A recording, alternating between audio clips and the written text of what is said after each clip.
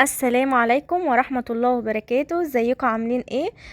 فيديو النهاردة ان شاء الله هعمل معاكم الممبار. ازاي بغسله كويس جدا، وازاي بحضر الخلطة بتاعة الممبار.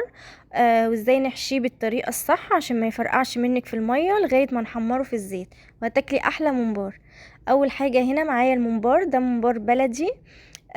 بجيبه كده من عند الجزار. بيكون متنضف، يعني انا جايباه متنضف، بس لازم طبعا نغسله كويس جدا. بنزل كده على الممبار بالملح وعصير ليمونة. هحط كمان شوية خل، اهو خل. وهنزل كمان بمعلقتين من الدقيق، واسيبه بقى في الخلطة اللي انا عملتها دي حوالي ربع ساعة او نص ساعة. بعد كده ببتدي ان انا اشطفه كويس جدا كذا مرة تحت المية، وادخل كده المية فيه من جوه عشان ينضف كويس وما يبقاش فيه اي ريحة زفرة. هنا كان نضف معايا كويس جدا. هاجي بقى للخلطة، عندي بصل. انا بعمل خلطة الممبار ني في ني. ببتدي كده انزل بالبصل. هتبل البصل بملح، فلفل اسود، كزبرة وكمون، وممكن كمان تضيفي الشطة. بس ما بحطش اي توابل تانية، ملح فلفل اسود كزبرة كمون. هقلب كده البصل في البهارات اللي انا عملتها. البصل لما بيكون متقطع خشن شوية كده بتفرق جدا في الطعم. هنزل بقى بالرز اللي انا غسلاه ومصفياه كويس جدا، ما فيهوش اي ميه. عشان الخلطه تبقى ناشفه وحلوه، ما تبقاش صيصه وفيها ميه. هنزل بقى بالخضره المشكله، شبت وبقدونس وكزبره. دي بقى الطماطم اللي انا كنت مسبكاها معاكم قبل كده. هنزل كده بكيس من الطماطم. هنا بقى بكون مقطعه كده حوالي طماطمتين او 3 متقطعين مكعبات صغننه جدا. بتخلي طعم الخلطه حلوه قوي، بتفرق جدا في طعم الخلطه وطعم الممبار يعني. هنزل بقى كده بمعلقتين كبار من الصلصة. انا بحب الخلطة تكون حمرة كده ولونها حلو. فمعلقتين الصلصة دول هيدوها لون حلو قوي. هبتدي بقى اقلب كده الخلطة كويس.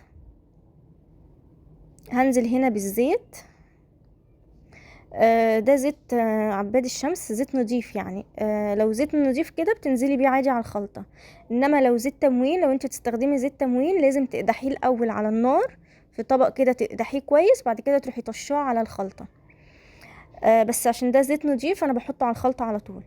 نفس التوابل اللي انا حطيتها على البصلة هبتدي ان انا انزل بيها على الخلطة برضو. هحط شوية ملح تاني، واحط فلفل اسود، واحط كزبرة وكمون. ما بحطش اكتر من كده، وممكن انت لو بتحبي الحاجة حامية تحطي شوية شطة. بس بصوا بقى الخلطة شكلها تحفة ولونها جميل ازاي. هبتدي بقى كده ان انا احشي الممبار بتاعي. انا بحشي، بصوا الممبار ده بلدي بيبقى فيه كده دهون.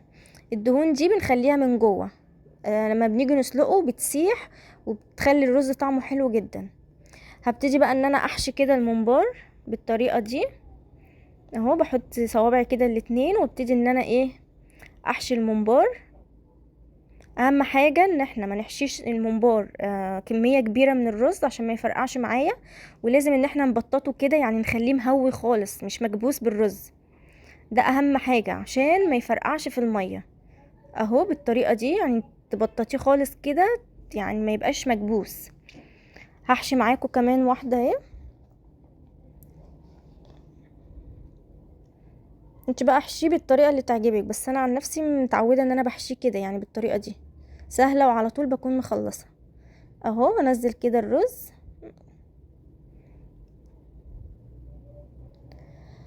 اهو بعد ما بخلص بقى ببتدي ان انا ابططه كده، وانزل اي رز زيادة يكون مهوي خالص، يعني تيجي تدوسي عليه كده بايديك يكون مهوي مش مكبوس. عمره ما يفرقع طالما مش محشي جامد ومتفرفت كويس، عمره ما ايه، ما يفرقع في المية. هنا بقى الكمية كده بعد ما حشيتها كلها. معايا بقى حلة على النار فيها مية بتغلي. بعد ما المية غليت كده ببتدي انزل ببصلة. شوية ورق لورا، شوية فلفل اسود، شوية حبهان. الملح ما بحطهوش دلوقتي يعني.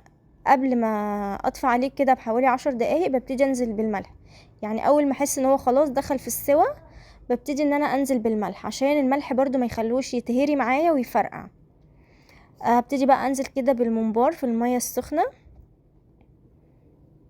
في ناس ما بتحطش حاجة على المية يعني، بس لا، لازم يعني نطعم برضو المية بتاعته كده عشان بتفرق في الطعم. اول طبعا ما بنزله المية بقى بيبتدي ان هو ياخد ايه الشكل ده ويقفل بقى لوحده اهو.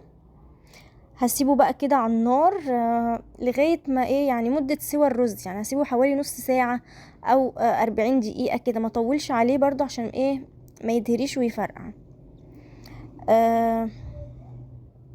هنا خلاص بقى كان استوى. انا بعد نص الوقت كده ابتديت ان انا احط الملح. هنا بقى خلاص استوى. هطلع بقى كده الممبار على صينية، بطلعه على صينية وبسيبه يبرد شوية قبل ما احمره، ما بحمروش على طول وهو لسه طالع من على النار، يعني بسيبه يهدى كده شوية في الصينية اهو. وابتدي بقى ان انا انزل كده في الزيت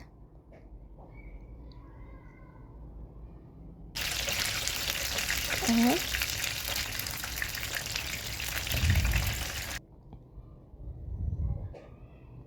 احمره كده كويس واقلبه كده على الناحية التانية.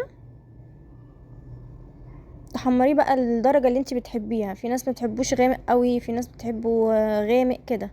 انا بحب احمره كويس ويبقى واخد لون غامق كده حلو اهو.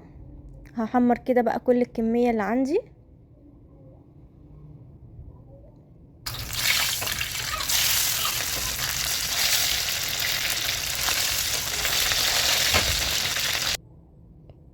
هنا خلاص بقى كنت حمرت كل الكمية بتاعة الممبار. بص شكله تحفة ازاي ولونه جميل. هبتدي بقى ان انا انزل كده، هزينه بس بشوية خضرة كده. بصوا بقى الممبار من جوه عامل ازاي، وبصوا الرز مفلفل ولونه احمر ازاي وجميل. جربوا الطريقة دي بالخطوات اللي انا قلت لكم عليها، هيطلع معاكم ناجح جدا. ما تنسوش بقى اللايك، واشوفكم في فيديو جديد.